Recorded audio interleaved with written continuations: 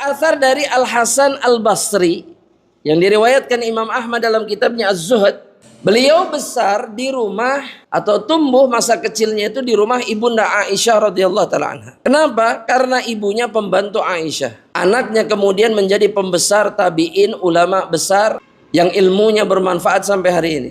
Anak pembantu. Nah, Al-Hasan menjelaskan keadaan para sahabat yang dijumpai oleh dirinya pada saat itu.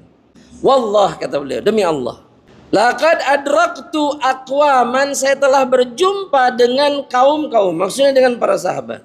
Wasahibtu tawaifa minhum, bahkan aku menemani mereka, membersamai mereka. Makanu yafrahuna bi syai'in minad dunya. Tidak ada satu orang pun di antara mereka yang senang ketika dapat dunia.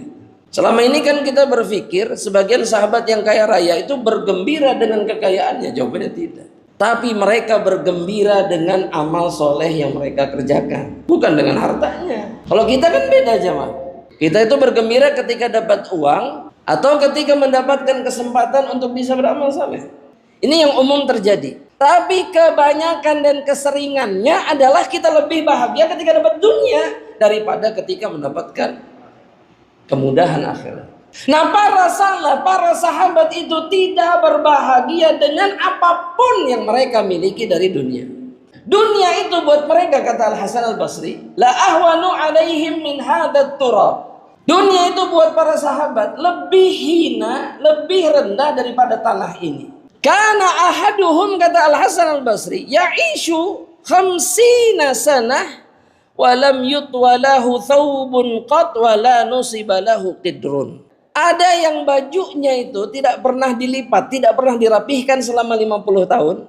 Bahkan pancinya tidak pernah dipanaskan selama 50 tahun. Artinya nggak ada masak-memasak dalam rumahnya. Berapa kali? Rata-rata dalam satu hari. Bisa sampai 3 kali. Masih ngeluh bahwa dia tidak diberikan kenikmatan yang luar biasa oleh Allah. Dia merasa rizkinya sedikit, padahal dia bisa kemudian diberikan nikmat oleh Allah, bisa makan sampai 3 kali dalam satu hari, ketika manusia terbaik bahkan tidak pernah membuat masakan sehari pun di dalam rumahnya selama hampir 50 tahun. Dan mereka tidak peduli, karena mereka tidak butuh ini. Mereka tidak terpaut jiwa dan hatinya dengan dunia. Bahkan mereka tidur dalam keadaan laisa bainahu wa bainal ardi syai'an. Mereka tidur di lantai tanpa ada alas satupun. Tubuh mereka langsung menyentuh tanah. Itu tidur mereka setiap hari. Kebanyakan dari mereka seperti itu. Ada nggak di antara mereka yang kemudian mengeluh? Bahkan ketika Nabi masih hidup pun, adakah di antara mereka yang kemudian datang kepada Rasul mengeluhkan kefakiran? Ada nggak? Nggak ada.